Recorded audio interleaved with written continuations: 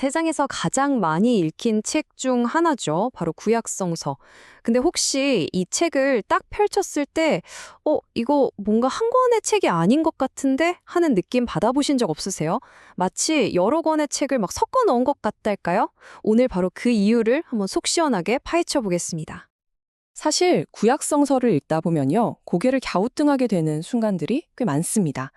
분명히 같은 인물, 같은 사건에 대한 이야기인데 어째 앞뒤가 안 맞는 것 같고 이야기가 서로 모순되는 것처럼 보일 때도 있고요. 또 갑자기 이야기 흐름이 뚝 끊기는 것 같은 느낌도 들죠. 자, 아주 대표적인 예시를 하나 들어볼게요. 출애굽기 2장을 보면요. 모세의 장인 이름이 르우엘이라고 나와요. 그런데 바로 다음 장인 3장으로 넘어가면 갑자기 이드로가 됩니다. 같은 사람인데 이름이 왜 다르지? 싶으시죠? 이게 그냥 단순한 실수일까요? 아니면 혹시 우리가 뭔가 놓치고 있는 더 큰 그림이 있는 걸까요? 바로 이 작은 궁금증에서 오늘 이야기를 시작해 보려고 합니다. 사실 이 모든 궁금증을 한 방에 풀어줄 핵심 열쇠가 있습니다. 그리고 이 열쇠는요, 우리가 구약성서라는 텍스트를 이해하는 방식 자체를 완전히 바꿔놓을 겁니다. 그 열쇠는 바로 구약성서를 한 권의 단일한 책이 아니라 거대한 도서관으로 바라보는 겁니다. 생각해 보세요.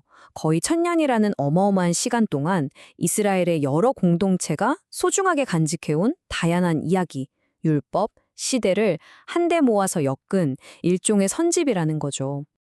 이 거대한 도서관의 흔적은 사실 책 곳곳에 숨겨져 있습니다. 그 가장 대표적인 단서가 뭐냐면 바로 똑같은 사건을 두고 서로 다른 관점에서 이야기하는 중복된 이야기들이에요. 마치 같은 사건을 두고 여러 사람의 증언을 듣는 것과 비슷하다고 할 수 있겠네요. 가장 놀라운 예시는 책의 맨 처음에 나옵니다. 바로 창세기에서 발견되는데요. 창세기 1장은 신이 7일 동안 온 우주를 창조하는 정말 장엄하고 거대한 서사시 같잖아요. 그런데 바로 뒤 2장으로 넘어가면 분위기가 확 바뀝니다. 흙으로 사람을 빚는 아담과 이브의 좀 더 소박하고 아기자기한 정원 이야기가 펼쳐지거든요. 완전히 다른 분위기와 관점을 가진 두 개의 창조 이야기가 나란히 붙어 있는 겁니다. 야곱이 이스라엘이라는 새 이름을 얻는 장면도 똑같습니다. 창세기 32장에서는 야곱이 어떤 신비한 존재와 밤새 씨름을 한 끝에 이 이름을 얻게 되죠. 그런데 신기하게도 불과 3장 뒤인 35장에 가면 신이 다시 나타나서 똑같이 이스라엘이라는 이름을 또 줍니다. 이걸 보면 아마 후대의 편집자들이 이 두 가지 버전의 이야기를 모두 너무 소중하게 여겨서 어느 하나도 빼놓지 않고 함께 실었던 것 같아요. 자, 그럼 이제 다음 단계로 한번 넘어가 볼까요? 후대의 편집자들이 이렇게 모은 자료들을 그냥 순서대로 붙여넣기만 하는 게 아니거든요. 어떻게 적극적으로 개입해서 지금의 형태로 만들었는지 그 편집자의 손길을 한번 따라가 보겠습니다. 우리가 흔히 생각하기에는 구약성서가 시간 순서대로 쫙 쓰여 있을 것 같잖아요. 근데 사실은 전혀 그렇지 않습니다. 예를 들어서 맨 앞에 있는 창세기가 가장 오래된 글이라서 일본이 된 게 아니에요. 모든 것의 시작을 다루는 책이니까 그 주제에 맞춰서 맨 앞에 놓인 거죠. 이처럼 편집자들은 연대기 순서보다는 주제별로 이야기를 배열하는 경우가 훨씬 많았습니다. 예언서인 에스겔서를 보면 이런 특징이 더 명확하게 드러납니다. 보세요. 책의 앞부분인 26장에서는 11년째에 일어난 사건을 다루는데 오히려 더 뒤에 나오는 29장에서는 그보다 과거인 10년째의 사건을 기록하고 있죠. 시간의 흐름을 완전히 뒤섞어 놓은 거예요. 시간 순서대로 편집하지 않았다는 아주 명확한 증거라고 할 수 있겠죠.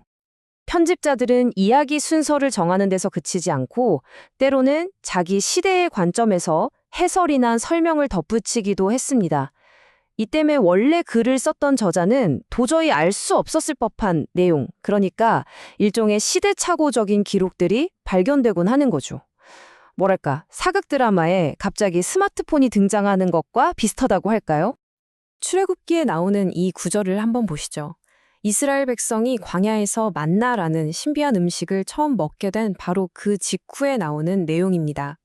그런데 내용을 보면 마치 40년간의 광야 생활이 이미 다 끝난 것처럼 미래의 일까지 전부 요약해서 설명하고 있어요.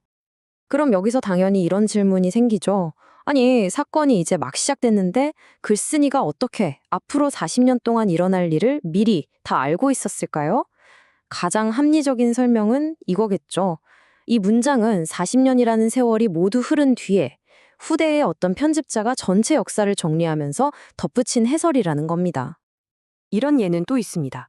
야곱이 사랑하는 아내 라헬의 무덤에 비석을 세운 뒤에 성경은 이렇게 덧붙입니다. 지금까지 라헬의 묘비라 일컫더라. 지금까지라는 이 한마디. 이게 바로 결정적인 단서입니다. 글을 쓰고 있는 이 시점이 사건이 일어났던 그 옛날로부터 아주 오랜 시간이 흐른 뒤라는 걸 명확하게 보여주는 거죠. 사실 이런 편집의 흔적은 정말 곳곳에서 발견됩니다. 책의 맨 마지막에 교훈을 요약하는 해설을 덧붙이기도 하고요. 심지어 후대 편집자가 책 제목을 아예 새로 붙인 경우도 있습니다. 예를 들어 시편 30편은 성전 봉헌가라는 제목이 붙어 있는데 재밌는 건 정작 저자로 알려진 다윗 왕은 성전을 짓지 않았다는 거죠. 아마도 훨씬 후대에 성전이 지어진 뒤에 어떤 편집자가 이 시가 성전 봉헌식에 딱 어울리겠다라고 생각해서 그런 제목을 붙인 것으로 보입니다. 자, 그럼 이제 거의 다 왔습니다. 그렇다면 이 모든 사실들이 오늘을 사는 우리가 구약성서를 읽는데 대체 어떤 의미를 가질까요? 이게 왜 중요할까요? 네, 이 모든 발견들은 결국 우리에게 구약성서를 완전히 새로운 눈으로 읽을 수 있는 관점을 열어줍니다.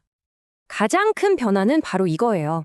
구약성서를 그냥 한 권의 소설책이 아니라 거대한 도서관으로 딱 보는 순간. 그렇게 되면 그동안 우리를 헷갈리게 했던 그 모순들이 더 이상 오류나 실수가 아니게 되는 거죠. 오히려 아주 오래전 각기 다른 시대를 살았던 공동체들의 목소리가 담긴 귀중한 단서가 되는 겁니다. 그럼 이제 우리의 질문도 바뀌어야겠죠? 이거 누가 썼어? 이게 아니라 도대체 왜 후대의 편집자들은 이 서로 다른 이야기들을 하나도 버리지 않고 전부 보존했을까? 바로 이 질문으로 넘어가게 되는 겁니다. 이처럼 구약성서가 어떻게 만들어졌는지 그 과정을 이해하는 것은요, 결코 그 권위를 깎아내리는 일이 아닙니다. 오히려 하나의 목소리 뒤에 숨겨져 있던 수많은 사람들의 목소리를 발견하게 해주고 그 텍스트를 훨씬 더 입체적이고 풍부하게 읽어낼 수 있도록 도와주는 아주 중요한 열쇠가 되는 거죠. 마지막으로 여러분께 이 질문을 한번 던져봅니다. 이렇게 복잡하고 인간적인 과정을 거쳐서 만들어진 이 책이 수천 년이라는 시간을 꿋꿋이 견디고 살아남아서 인류 문명의 초석이 되었다는 사실, 이 점을 생각해보면 그 인간적인 편집 과정이 오히려 이 문헌의 생명력을 더욱 놀랍고 경이롭게 만드는 것은 아닐까요?